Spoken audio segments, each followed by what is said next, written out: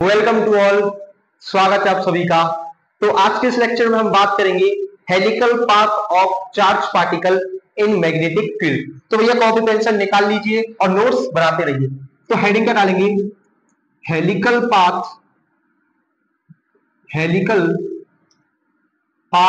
Of charge particle in magnetic field. ठीक है, हाँ, मैग्नेटिक फील्ड में चार्ज पार्टिकल का हेलिकल पाथ देखेंगे, है ना। तो थोड़ा सा पिछले लेक्चर्स का रिकैप करते हैं। पहले क्या है, पिछले लेक्चर का रिकैप कर लेते हैं कि हमने पिछले लेक्चर में क्या पढ़ा था।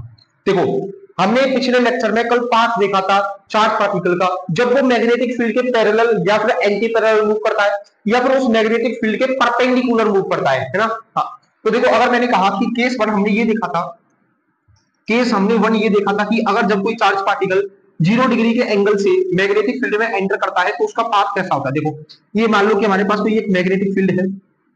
ये क्या है, हमारे पास मैग्नेटिक फील्ड है भैया, है ना। हाँ, और इसमें कोई चार्ज पार्टिकल एंटर किया है। देखो, ये कोई चार्ज पार्टिकल है क्यू, ठीक है, और ये बी वेलोसिटी के साथ ऐसे मैग्नेटिक फील्ड में मूव कर रहा है ना। तो यहां पर देखो, वेलोसिटी और मैग्नेटिक फील्ड के बीच का एंगल कितना है? 0 डिग्री। हाँ, तो ये चार्ज पार्टिकल मैग्नेटिक फील्ड में 0 डिग्री के एंगल पर चल रहा है, या फिर ऐसा कहूं कि मैग्नेटिक फील्ड के पैरेलल मूव कर रहा है ना। हाँ, तो यहाँ पर फोर्स कितनी लगी हुई है इस पर? जो फोर्स होती थी चार्ज पार्टिकल पर मैग्नेटिक फील्ड में, वो कितनी होती थी भैया?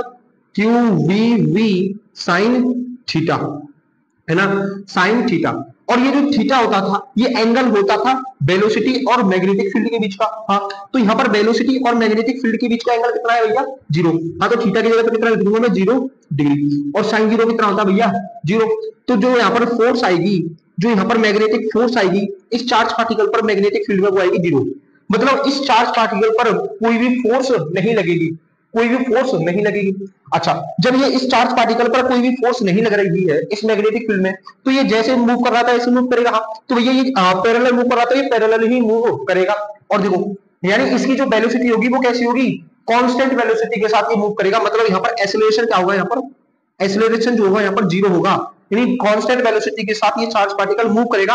और इसका पाथ कैसा होगा भैया? स्ट्रेट लाइन होगा। पाथ कैसा होगा भैया इसका? स्ट्रेट लाइन होगा।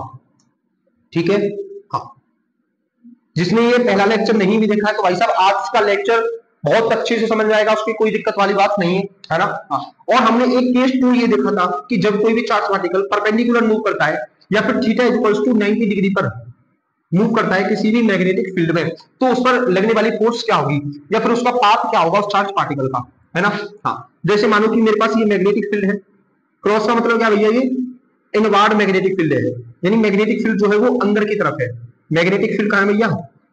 अंदर की तरफ है ना। हाँ, और इसमें कोई चार्ज पार्टिकल मूव कर रहा है ऐसे, है ना। मान लो कि हमारे पास क्या है, कोई एक चार्ज पार्टिकल है ना। ये चार्ज पार्टिकल है जिसका चार्ज है क्यू, अच्छा, जिसका चार्ज है क्यू। अब ये ऐसे मूव कर रहा है बी वेलोसिटी के साथ। ये कोई चार्ज पार्टिकल ऐसे मूव कर रहा है बी वेलोसिटी के साथ, है ना। हाँ, तो देखो, मैग्नेटिक फील्ड का है भैया अंदर की तरफ, मैग्नेटिक फील्ड का है अंदर की तरफ, वेलोसिटी की तरह इधर, है ना, वेलोसिटी की तरह इधर। तो सबसे पहले हमें फोर्स की डायरेक्शन निकालनी होगी। देखो, यहाँ पर फोर्स लगेगी, है ना, फोर्स लगेगी। क्यों? क्योंकि देखो, अगर मैं यहाँ पर मैग्नेटिक फोर्स निकालना चाहूँ तो कितनी होती है? Q V sine theta. तो साइन थीटा कितना होगा भैया? यहाँ पर 90 डिग्री था, तो 90 साइन 90 कितना होगा? 1। तो यहाँ पर कितना होगा? ये क्यू वी फोर्स तो लगेगी भाई, क्योंकि यहाँ पर फोर्स 0 थी, तो इसका मतलब डायरेक्शन में नहीं निकाली थी यहाँ पर। लेकिन यहाँ पर जब 90 डिग्री के एंगल पर ये मूव कर रहा है तो इस चार्ज पार्टिकल पर क्या लगेगी? फोर्स लगेगी। तो डायरेक्शन कैसे निकालेंगे? जिधर वेलोसिटी है उधर फिंगर्स को रखो और मैग्नेटिक फील्ड की तरफ अंदर को कर्ल करो, मतलब मैग्नेटिक फील्ड की तरफ घुमाओ। तो मैग्नेटिक फील्ड की तरफ अंदर की तरफ, तो मैं फिंगर को क्या करूंगा? अंदर घुमाऊंगा। तो थंब किधर जा रहा है मेरा? ऊपर की तरफ। देखो, पहले मैंने वेलोसिटी की तरफ फिंगर्स को रखा और मैग्नेटिक फील्ड की तरफ अंदर घुमाया, है ना। तो थंब किधर जा रहा है भैया? ऊपर। तो फोर्स किधर लगेगी इस चार्ज पार्टिकल पर? ऐसे लगेगी।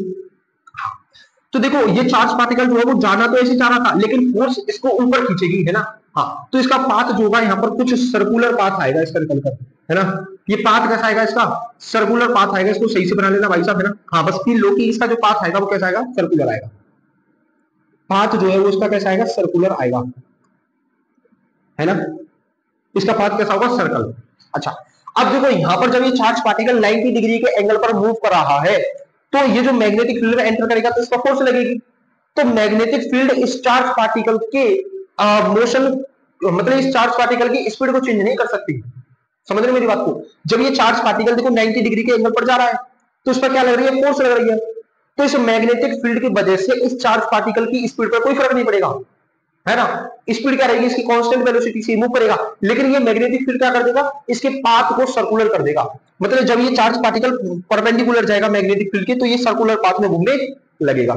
ठीक है, तो इसको नोट कीजिए। आज हम बात करेंगे कि जब कोई भी चार्ज पार्टिकल ना 0 डिग्री के एंगल पर जाए, ना थीटा एंगल 90 डिग्री पर जाए, ना ही 180 पर जाए, कोई एक थीटा एंगल पर जाए, वो थीटा कितना भी हो सकता है, 20, 25, 30, है ना, कितना भी हो सकता है। तो उस एंगल पर जाए तो भैया वहां पर उसका पाथ कैसा होगा, पहले इसको नोट कीजिए। कर लिया, रफ कर दूं, चलो ठीक है। हाँ, हम कोई भी एक एंगल ले लेते हैं जिसको नाम दे दिया थीटा, है ना। तो थीटा एंगल पर उसका पाथ कैसा होगा भैया, वो कैसे घूमेगा, है ना। तो उसके बारे में हम क्या बात करेंगे, तो देखो अब हमारे पास मान लो कि ये कोई चार्ज मैग्नेटिक फील्ड है। पहले तो ये हमारे पास क्या भैया, मैग्नेटिक फील्ड है। बात यहां तक समझ में आ रही है क्या, बात यहां तक अच्छे से समझ में आ रही है बिल्कुल? अरे बोल दो, बात आ रही है, समझ में नहीं आ रही है? हाँ, तो ये हमारे पास क्या है, मैग्नेटिक फील्ड है। ये हमारे पास क्या है, मैग्नेटिक फील्ड है। अब हमारे पास यहाँ पर एक चार्ज है, यहाँ पर कोई चार्ज है ना, यहाँ पर ये कोई चार्ज पार्टिकल है, ये जिस पर की चार्ज है Q और मास है इसका M, है ना। ये हमारे पास क्या है, चार्ज पार्टिकल है जिसका चार्ज Q है, मास M है, और ये इस मैग्नेटिक फील्ड में b वेलोसिटी के साथ थीटा एंगल पर मूव कर रहा है। ये इस मैग्नेटिक फील्ड में b वेलोसिटी के साथ थीटा एंगल पर मूव कर रहा है। अच्छा भैया, तो अब देखो इस चार्ज पार्टिकल पर मैग्नेटिक फील्ड में लगेगी फोर्स, जीरो तो होगी नहीं। अच्छा, अब यहां पर जो फोर्स लगेगी वो इस b वेलोसिटी की वजह से नहीं लगेगी भैया, इस b वेलोसिटी की वजह से नहीं लगेगी। तो भैया फिर कैसे लगेगी, हमें यहाँ पर इस वेलोसिटी के दो कंपोनेंट करने पड़ेंगे, है ना।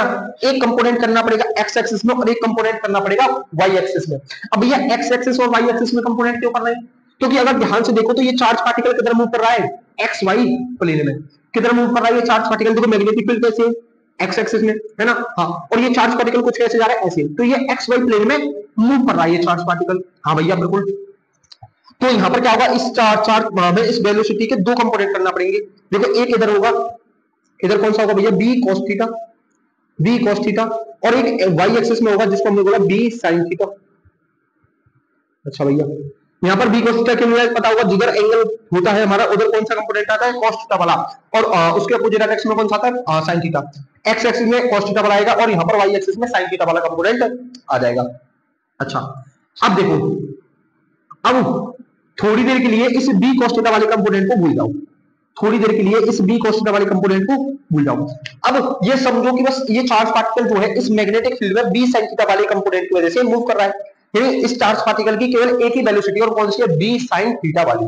कौन सी वेलोसिटी है, बी sin थीटा वाली। जैसो देखो बिल्कुल अच्छे से फील्ड बनाते भाई साहब, इसकी मैग्नेटिक फील्ड है ऐसे, और ये चार्ज पार्टिकल ऐसे मूव कर रहा है यहाँ पर, अब ऐसे v sin थीटा के साथ, है ना। अच्छा, अब देखो बहुत ध्यान से देखो तो ये चार्ज पार्टिकल, ये जो कंपोनेंट है वेलोसिटी का, ये पैरेलल कंपोनेंट होगा, उसको मैं बोल सकता हूं बी पैरेलल, और ये बी परपेंडिकुलर कंपोनेंट होगा। क्यों, क्योंकि भैया ये देखो ये जो बी cos थीटा वाला कंपोनेंट है ये मैग्नेटिक फील्ड के पैरेलल है, तो उसको मैंने पैरेलल कंपोनेंट बोल दिया। और ये बी sin थीटा वाला कंपोनेंट जो है वो मैग्नेटिक फील्ड के परपेंडिकुलर है, तो मैंने इसको परपेंडिकुलर कंपोनेंट बोल दिया। तो यहाँ पर ये जो बी sin थीटा वाला कंपोनेंट है ये क्या है, परपेंडिकुलर कंपोनेंट। हाँ भैया, परपेंडिकुलर कंपोनेंट है। तो अब देखो बी sin थीटा वाले की वजह से ये जो परपेंडिकुलर है, मतलब 90 डिग्री के एंगल पर है मैग्नेटिक फील्ड के साथ, तो अभी हम पढ़ के आए हैं। ये जो चार्ज पार्टिकल है यहाँ पर, ये कैसे मूव करेगा भैया, ये कैसे मूव करेगा, सर्कुलर पाथ में मूव करेगा। और याद रखना जो सर्कुलर पाथ है उसका प्लेन कैसा होता है, मैग्नेटिक फील्ड के परपेंडिकुलर। भाई जो सर्कुलर पाथ का जो प्लेन होगा ना यहाँ पर, वो मैग्नेटिक फील्ड के परपेंडिकुलर होगा। मतलब मैग्नेटिक फील्ड एक्स एक्सिस में है, मैग्नेटिक फील्ड अगर एक्स एक्सिस में है तो जो सर्कुलर पाथ होगा चार्ज पार्टिकल का, वो वाई जेड प्लेन में होगा। कौन से प्लेन में होगा, वाई जेड प्लेन में। ये हमारे पास क्या है, वाई एक्सिस, और मैं इधर बना दूं एक्स एक्सिस, अगर मैं इधर बना दूं सॉरी जेड एक्सिस, इधर हमारी क्या होगी जेड एक्सिस, तो इस चार्ज पार्टिकल का कुछ मोशन जो है सर्कुलर पाथ में वो ऐसे होगा भैया, ऐसे, समझ रहे हो, है ना। इस चार्ज पार्टिकल का जो मोशन है वो सर्कुलर पाथ में कुछ कैसे होगा भैया, देखो ऐसे, है ना। ये कौन सा प्लेन होगा भैया, वाई जेड प्लेन होगा, वाई जेड प्लेन, समझ रहे हो। देखो मैग्नेटिक फील्ड जो है वो एक्स एक्सिस में है, तो जो सर्कुलर पाथ का जो प्लेन होता है वो इस मैग्नेटिक फील्ड के परपेंडिकुलर होता है, तो ये कौन सी पाथ में मूव करेगा, वाई जेड प्लेन में। बात क्या तक समझ में आ गई, हाँ। तो इस v sin थीटा वाले कंपोनेंट की वजह से ये charge particle Y Z plane में सर्कुलर मोशन करेगा, और इस b cos थीटा वाले कंपोनेंट की वजह से ये एक्स एक्सिस में आगे बढ़ेगा। भाई इस b cos थीटा वाला कौन सा, पैरेलल कंपोनेंट, तो पैरेलल कंपोनेंट की वजह से ये स्ट्रेट लाइन में जाएगा, हाँ। इस वाई जेड प्लेन मतलब इस v sin थीटा की वजह से ये सर्कुलर वाई जेड प्लेन में ये क्या करेगा, सर्कुलर मोशन करेगा, और इस b cos थीटा वाले की वजह से ये एक्स एक्सिस में स्ट्रेट लाइन में मोशन करेगा, है ना। तो अब इसका जो पाथ आएगा, अब इस चार्ज पार्टिकल का जो पाथ आएगा थीटा एंगल पर, वो v sin थीटा वाले की वजह से और v cos थीटा वाले दोनों की वजह से आएगा एक साथ। मतलब इस ये जो चार्ज पार्टिकल है जब थीटा एंगल पर जाएगा तो ये सर्कुलर पाथ में मोशन करेगा, और साथ ही साथ ये आगे भी बढ़ेगा। मतलब ये जो चार्ज पार्टिकल है ये वाई जेड प्लेन में सर्कुलर मोशन भी करेगा और ये एक्स एक्सिस में आगे भी बढ़ेगा, है ना। हाँ, तो ये जो यहाँ पर जो आएगा, जो पाथ आएगा वो दोनों की वजह से आएगा, v sin थीटा और v cos थीटा दोनों की वजह से, ठीक है। तो यहाँ पर देखो कैसा पाथ आएगा, कुछ कैसा पाथ आएगा, ये सर्कुलर पाथ में भी घूमेगा और साथ ही साथ ये क्या करेगा भैया, साथ ही साथ ये आगे भी बढ़ेगा मैग्नेटिक फील्ड की तरफ। तो देखो यहाँ पर ये जो पाथ आएगा वो कुछ ऐसा आएगा पाथ निकल कर, है ना। ये पाथ आएगा इस चार्ज पार्टिकल का इस मैग्नेटिक फील्ड में जब भी कोई थीटा एंगल पर जाता है ना, जब भी कोई थीटा एंगल पर जाता है तो हम क्या करेंगे, उसके दो कंपोनेंट करेंगे और उसका पाथ आएगा ऐसा, और इस पाथ को बोलते हैं हेलिकल पाथ। ये जो पाथ होगा उसको हम बोलेंगे हेलिकल पाथ या फिर हेलिक्स। ये जो पाथ होगा भैया यहाँ पर, ये जो पाथ होगा उसको बोलेंगे हेलिकल पाथ या फिर हेलिक्स। क्या बोलेंगे, हेलिकल पाथ या फिर हेलिक्स। बात यहाँ तक समझ में आ गई, बात यहाँ तक समझ में आ गई। पाथ क्या होगा इसका, हेलिक्स, है ना। जब ये चार्ज पार्टिकल ऐसे मूव करता है तो इस पाथ को क्या बोलते हैं, हेलिक्स। अच्छा, अब देखो ये चार्ज पार्टिकल इस b sin थीटा वाले की वजह से सर्कुलर पाथ में मोशन कर रहा है। भाई इस b sin थीटा वाले कंपोनेंट की वजह से ये चार्ज पार्टिकल सर्कुलर मोशन भी कर रहा है। जब सर्कुलर मोशन कर रहा है तो इस सर्कुलर मतलब ये जो सर्कुलर पाथ है, मतलब इस सर्कल है, सर्कल में मोशन कर रहा है, तो इस सर्कल की कुछ ना कुछ रेडियस भी होगी। हाँ, तो देखो रेडियस निकालते हैं किसकी, सर्कुलर पाथ की, radius of circular path, radius of circular path. भैया रेडियस हमने पिछले लेक्चर में पढ़ी थी, रेडियस क्या होती है, रेडियस होती है mb upon Q B, mb upon Q B. अच्छा, तो यहां पर रेडियस क्या होगी, mb, और यहां पर b कौन सा लूंगा, जिस कंपोनेंट की वजह से ये चार्ज पार्टिकल सर्कुलर मोशन कर रहा है, तो कौन सी कंपोनेंट की वजह से कर रहा है, ये परपेंडिकुलर कंपोनेंट की वजह से, तो mb perpendicular upon Q B, mb perpendicular upon Q B, और v परपेंडिकुलर कौन सा है, v sin थीटा। तो यहां पर रेडियस कितनी आएगी, mb sin theta, mb sin theta upon Q B, mb sin theta upon Q B. अच्छा, अगर मैं यहां पर बात करूं टाइम पीरियड की, टाइम पीरियड क्या होता है कि एक सर्कल कंप्लीट करने में कितना टाइम लगा, एक सर्कल कंप्लीट करने में कितना टाइम लगा, जिसको बोलते हैं कैपिटल टी, है ना। टाइम पीरियड को कैपिटल टी से डिनोट करते हैं। मतलब इस सर्कुलर पाथ में एक बार ट्रेवल करने पर कितना टाइम लगता है, यानी एक बार इस सर्कुलर पाथ में एक बार ट्रेवल करने में कितना टाइम लगेगा। मतलब देखो यहाँ पर कई सारे सर्कुलर पाथ होंगे, है ना। तो एक सर्कुलर पाथ में ट्रेवल करने पर, एक सर्कुलर पाथ में ट्रेवल करने पर कितना टाइम लगता है, उसको बोलते हैं टाइम पीरियड। तो टाइम का फॉर्मूला क्या होता है, डिस्टेंस अपॉन स्पीड। तो जब ये एक सर्कुलर पाथ में घूमेगा तो यहाँ पर कितनी डिस्टेंस कवर करेगा, ये सर्कल की वो क्या होता है, सर्कमफेरेंस। हाँ, तो कितना होगा, 2πr, और यहाँ पर जो वेलोसिटी, यहाँ पर जो स्पीड लेंगे वो क्या लेंगे, v, और कौन सी v लेंगे भैया, परपेंडिकुलर वाली, है ना, कौन सी लेंगे, परपेंडिकुलर वाली। अच्छा, तो यहाँ पर जो टाइम पीरियड आएगा वो कितना आएगा, 2πr, कितना होगा यहाँ पर, mb sin theta, mb sin theta upon Q B, है ना। हाँ, और v परपेंडिकुलर कौन सी है, v sin theta, v perpendicular क्या है यहाँ पर, v sin थीटा। तो इस v sin थीटा से ये v sin थीटा कट जाएगा, तो टाइम पीरियड क्या होगा, 2πm upon QB. Time period कितना होगा भैया यहाँ पर, 2πm upon QB. Time period कितना निकलेगा, 2πm अपॉन क्यूबी। अच्छा, अब देखो हम यहाँ पर एक नई चीज और डिफाइन करेंगे जिसको हम बोलेंगे पिच। हम यहाँ पर क्या है, एक नई चीज डिफाइन करेंगे जिसको हम बोलेंगे पिच। तो भैया पिच क्या है, देखो ये चार्ज पार्टिकल सर्कुलर मोशन कर रहा है ना, सर्कुलर मोशन कर रहा है, और ये सर्कुलर मोशन करने के साथ साथ ये एक्स एक्सिस में आगे भी बढ़ रहा है मैग्नेटिक फील्ड की तरफ, मैग्नेटिक फील्ड की तरफ ये चार्ज पार्टिकल आगे भी बढ़ रहा है। हाँ भैया, तो पिच क्या होती है, पिच ये होती है कि जब ये एक बार इस सर्कुलर पाथ में पूरा घूम जाएगा, ये इस सर्कुलर पाथ में जब एक बार पूरा घूम जाएगा या फिर पूरा रोटेट कर जाएगा, तो ये कितना डिस्टेंस आगे शिफ्ट होगा, समझ रहे हो। जब ये इस सर्कुलर पाथ में एक बार पूरा घूम जाएगा, तो पूरा घूम जाने के साथ साथ ये आगे कितना शिफ्ट होगा उसको हम बोलेंगे पिच। इसको नोट कर लिया, पहले इसको रख कर दूं मैं यहां से, हाँ ठीक है। तो यहां पर पिच क्या होगा भैया, पिच क्या होगा, पिच पिच होगा टाइम पीरियड इनटू वेलोसिटी। क्यों, जिस वेलोसिटी की वजह से ये आगे, यहां पर वेलोसिटी कौन सी लेंगे, जिस वेलोसिटी की वजह से ये आगे बढ़ रहा है, तो पैरेलल वाली वेलोसिटी लेंगे। टाइम पीरियड कितना है 2 pi M upon Q B into D parallel कितना है, डी पैरेलल है बी कॉस थीटा। तो यहां पर जो पिच आएगी वो कितनी आएगी, 2 pi M upon Q B into B cos theta. तो भाई देखो हमने क्या पढ़ा कि कोई भी जब चार्ज पार्टिकल थीटा एंगल पर मूव करता है तो उसका पाथ कैसा होता है, हेलिकल पाथ होता है, जो कि v cos थीटा और v sin थीटा दोनों की वजह से आता है। अच्छा, जब ये सर्कुलर मोशन करेगा भाई तो उसकी वजह से परपेंडिकुलर कंपोनेंट की वजह से, तो इसकी रेडियस भी आएगी सर्कुलर पाथ की, वो कितनी आएगी mv sin theta upon qb।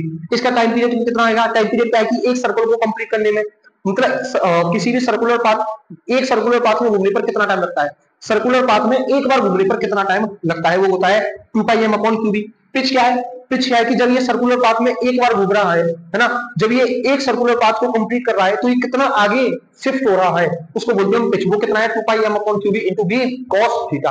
तो आज की क्लास को फिर यहीं तक रखते हैं, मिलते हैं आपसे नेक्स्ट वीडियो में, तब तक के लिए बने रहिएगा और पढ़ाई करते रहिएगा।